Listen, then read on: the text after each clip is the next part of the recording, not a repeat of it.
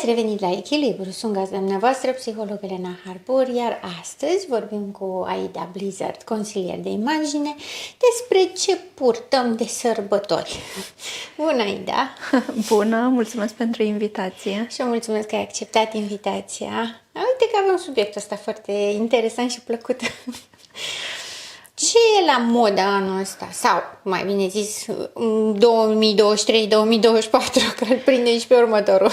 Prindem un pic și din următorul pe sezonul de iarnă. Tendințele de obicei sunt date toamnă-iarnă. Așa. Dar o să discutăm puțin de tendințele astea, adică de iarnă și un pic prindem și 2024 iarna. Că la primăvară poate ne vedem din nou și discutăm alt subiect. Cu mare plăcere. În această iarnă avem o multitudine de variante pentru care putem opta. Dacă suntem pe stilul minimalist, atunci este un lucru bun, pentru că el reprezintă practic luxul în această iarnă. Adică vorbim de quiet luxury, ca să spun așa. Foarte frumos. Dacă în sezonul trecut sau în anul trecut vedeam foarte des logo-urile la vedere, siglele cât mai mari, broșe și tot felul de accesorizări din astea care să aglomereze brandul, să arate tot felul de branduri, în această iarnă suntem cu atât mai luxurianți și mai atractivi, cu cât reușim dintr-o ținută simplă să o facem maxim de elegantă și să nu se vadă niciun brand, practic să nu-l punem la vedere. Așa. Mie maxim îmi place treaba asta. Și mie recunosc. Calitatea și bunul gust se vede prin material, prin felul în care cade un anumit produs, un sacou pe noi, o rochie, mai mult decât dacă se vede nu știu ce nume pe braț sau undeva o etichetă la vedere. În această linie de lux minimalist intră automat nuanțele de bază și cât mai neutre. Alb, off-white, fildeș, nuanțe de gri pudrate, nuanțe de fum, bej, maro, ciocolatiu, bineînțeles și negru.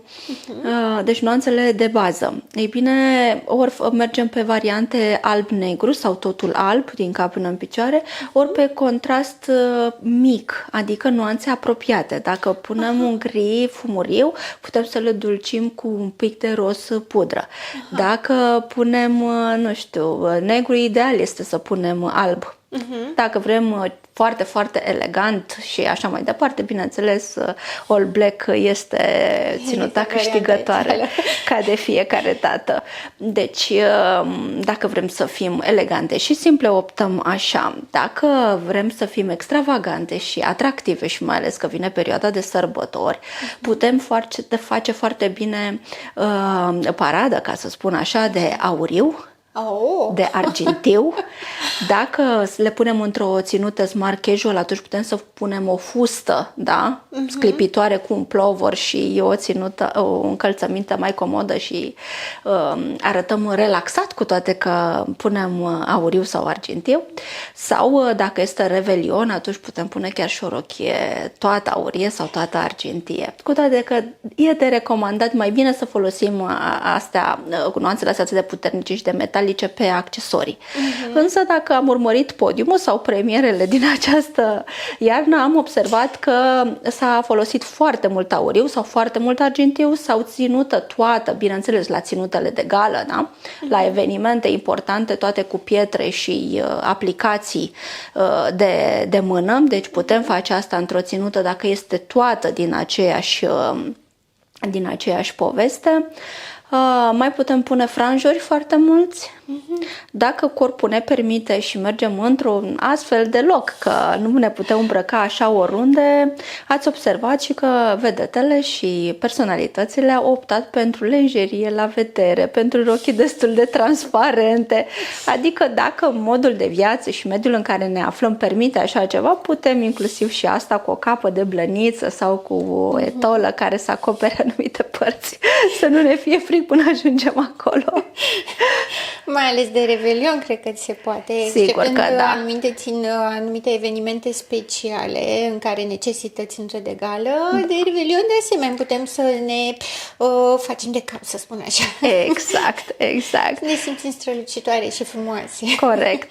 Dacă mergem la petrecerile de la firma noastră, din domeniul profesional, din, nu știu, diferite activități la care participăm, atunci nu este cazul să facem așa ceva, însă putem fi strălucitoare, putem să punem o cămașă cu accesorizare deosebită, o broșă specială, accesorii frumoase, chiar dacă punem o cămașă simplă albă, de exemplu, sau o vestă cu ceva mai simplu.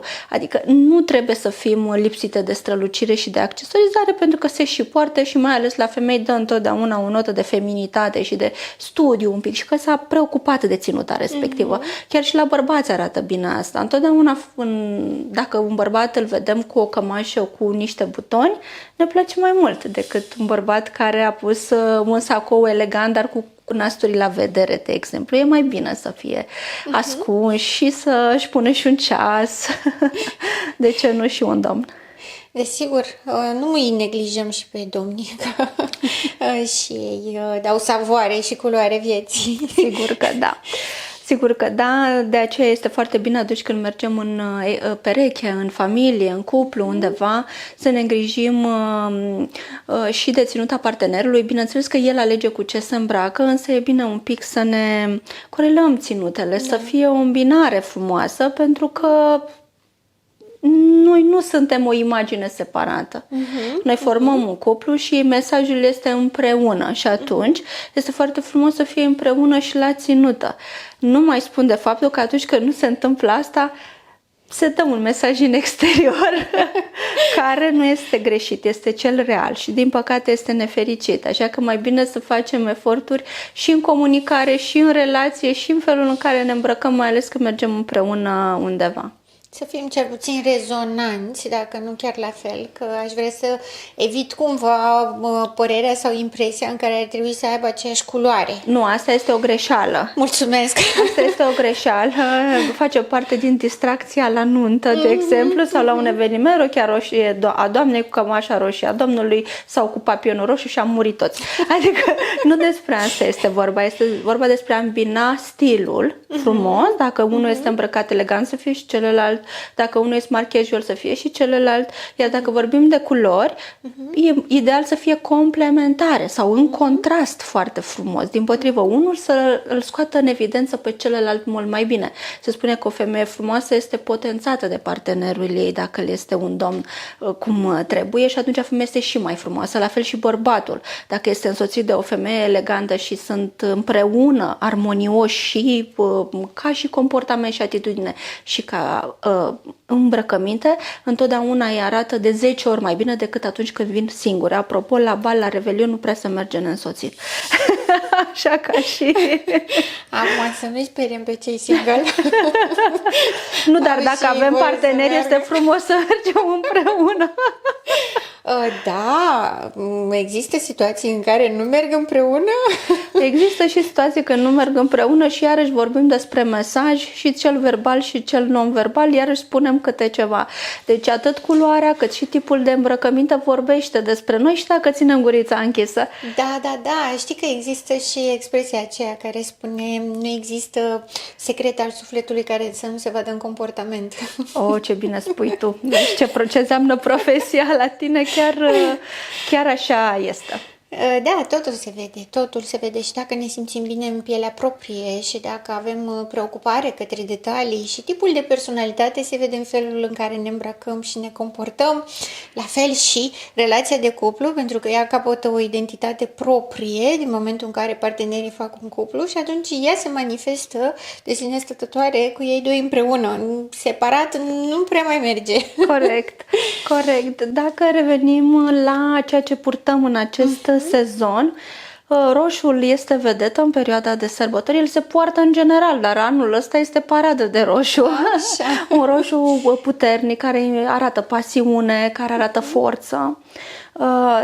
Se poartă foarte bine. Nu la toată lumea stă bine roșu, eu știu asta, dar trebuie să ținem un pic cont că dacă vrem să purtăm roșu, să ținem cont, avem tonul mai cu tonul mai cald al pielii, atunci putem folosi un roșu mai cald. Avem un ton mai rece, există și roșu mai rece, deci nu este nicio problemă. Ne place roșu, dar nu ne stă bine neapărat lângă piele, nu-i problemă, niște pantofi roșii arată senzațional sau o poșetă sau... Adică nu trebuie neapărat ținută toată roșie. Avem personalitatea de acea natură sau exprimăm un anumit moment, o anumită trăire. Suntem în centru atenției sau vrem asta, că poate nu aveam starea pentru asta, de obicei suntem mai discrete, dar iată, suntem într-un moment în care vrem să fim în centru atenției, suntem într-o formă bună a noastră și vrem să arătăm asta. Nu este nicio problemă și dacă purtăm o rochie de paietă roșie. Super! Deci nu e o greșeală. Cred că asta a fost o veste foarte bună pentru multe femei. Sigur că da, ele arată și curaj, ca să nu mai spun că în statistica bărbaților, așa, când sunt întrebați ce atrage cel mai tare când la o femeie, ca și culoare, dacă sunt îmbrăcate, automat spun roșu peste 50%, iar femeile, dacă sunt întrebate la bărbați cam ce culoare prefer să fie bărbatul sau să opteze la o cămașă sau la o costum, vor spune albastru, peste 50%. Deci așa rezonăm noi. Așa rezonăm noi. Nu înseamnă că roșu arată doar putere sau centru atenției. El, dacă este pus în momentul potrivit și cu atitudinea potrivită, arată ok. Dacă facem exces de roșu în viața de zi cu zi și coborâm din momentul de scenă sau de centru atenției și facem un exces de roșu, poate să nu fie un mesaj foarte ok. Sunt zile în săptămână când nu e în regulă să purtăm roșu. Dacă ne uităm puțin pe niște studii făcute la Harvard, de exemplu, de exemplu, lunea, conform studiilor, nu este ok să porți roșu. Înțeles. Dar pentru putere poți să porți albastru, verde, deci în funcție de ziua săptămânii și de mesaj putem face uz de culoare sau nu. Ideea este că atunci când facem exces de roșu putem să dăm impresia de nervozitate, de agitație, de luptă, de cu totul altceva. Furie, da, dacă ne ducem să ne angajăm, de exemplu, și avem un interviu, totuși nu e ok să punem un roșu. Poate un roz, da. Poate un roz, poate un vernil, poate un bleu, poate un gri. Deschis, depinde de domeniul în care vrem să activăm, dar nu ne ducem cu buzele foarte roșii sau cu o rochie roșie tocmai atunci, că nu este ok. Trebuie să avem întotdeauna grijă ce mesaj dăm sau ceea ce vrem să transmitem. Ideal, spun eu, este să îmbrăcăm conform stării noastre de spirit, să fim aliniați cu noi. Însă știm foarte bine că dacă avem o stare proastă sau nu suntem în cea mai bună zi și tendința noastră este să ne ducem din ce în ce mai jos cu energia, atunci este bine să ne scoatem de acolo și să folosim o culoare care să ne facă energizeze, să ne facă bine. Să ne facă bine. O să te invit să discutăm într-o emisiune următoare și despre culori, ce înseamnă ele în ținută, cum putem să le folosim și când anume, și în funcție de sexe și în funcție de personalități și momente, evenimente. Sigur că da. Sigur că da. Dacă mai ne întoarcem din nou cu discuția la ceea ce purtăm în acest sezon, fustele maxi sunt și ele vedetă pentru doamne. Le recomandăm, mai ales cele care pun în evidență forma de clepsidă a corpului, să le folosească. Ele, dacă sunt un pic strălucitoare sau au anumite elemente sau sunt destul de simple, pot fi purtate și cu ceva foarte elegant sus și atunci merg pentru ținută de seară. Dacă este un eveniment mediu cu o simplă cămașă sau cu un plovăr, iarăși poate să arate bine cu o centură. Fustele midi sunt și ele încă folosite și uzitate. Dacă au formă mai ales de A, de exemplu, ele arată foarte smart și pot fi folosite și cu toc și fără. Am putea să spunem neapărat despre paltoane, pentru că anul acesta ele sunt vedetele. Paltonul maxi negru nu trebuie să lipsească, cât mai lung. Tendința designerilor a fost să pună accent pe umeri și pe volum în partea de sus. Dacă anul trecut și în ultima perioadă a fost o tendință către modelele cât mai oversize.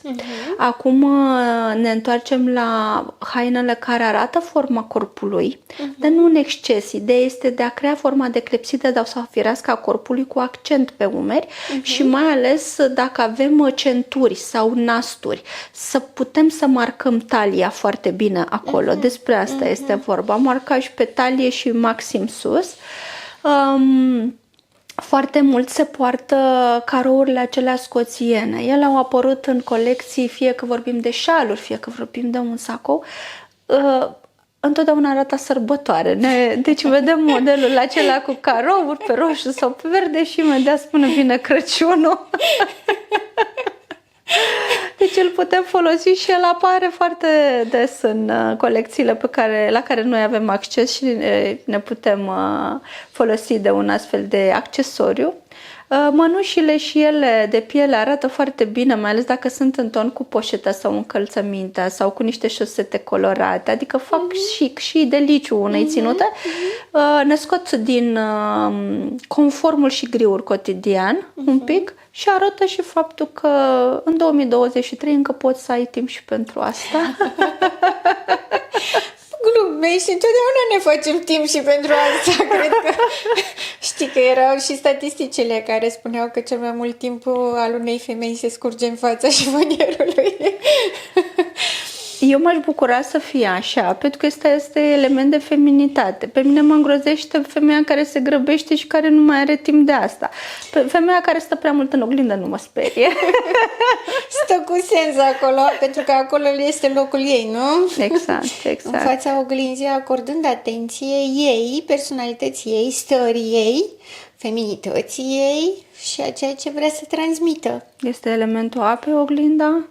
Asta arată multă centrare și stare de bine și ei, când o femeie este relaxată și are timp pentru ea în casă, e bine și în familie. Deci este foarte bine. Eu zic să se bucure oamenii care văd în casa lor femeia, fiica, soția care stă în oglindă. Și mamele să-și învețe fiicele să stea în oglindă, să nu fie supărate pe ele că vor prea multă atenție în oglindă. Categoric. Dacă ar fi să traducem în sfârșitul acesta de an, iarna asta, cu două cuvinte, cum i-am spune, din punctul de vedere al îmbrăcămintei? Senzualitate, Așa. pasiune, bun simț și echilibru. Super, perfect. E perfect pentru că față de tot ce s-a întâmplat anul acesta, că a fost un an provocativ pentru toată lumea, această tendință în modă, în haine, în îmbrăcăminte este absolut o eliberare, o binecuvântare. Este un aer proaspăt de care aveam nevoie. Exact. Am ieșit din pandemie, a fost o extremă, acum încep să se reechilibreze niște lucruri și lucrul ăsta îl arată inclusiv colecțiile. În afară de roșu pe care l-am discutat, în afară de nuanțele neutre pe care le-am povestit la început, putem folosi și albastru foarte bine în colecții, pentru că se poartă de la cel regal până la cel fumuriu. Verdele care are pigment de galben în el, iarăși el este folosit și apare în colecții. Deci dacă nu suntem genul de personalitate neutră, mai avem încă șanse să ne îmbrăcăm cu culori. Catifeaua, de exemplu, pe bordeaux arată foarte bine și una dintre culorile propuse des în colecție a fost maroul acela roșiatic care bate spre vișiniu, mai ales pe nuanțe catifelate, brumăria arată superb. Frumos, da. Arată foarte bine. Nuanțele de caramel, de maro, la fel. Adică chiar avem opțiuni, iar dacă vrem să arătăm regal, ca să spun așa, rubiniu este o variantă foarte bună. Da. Și chiar dacă suntem o personalitate colorată, asta nu înseamnă că nu putem să ne punem în evidență cu niște combinații între astea, între nuanțele astea.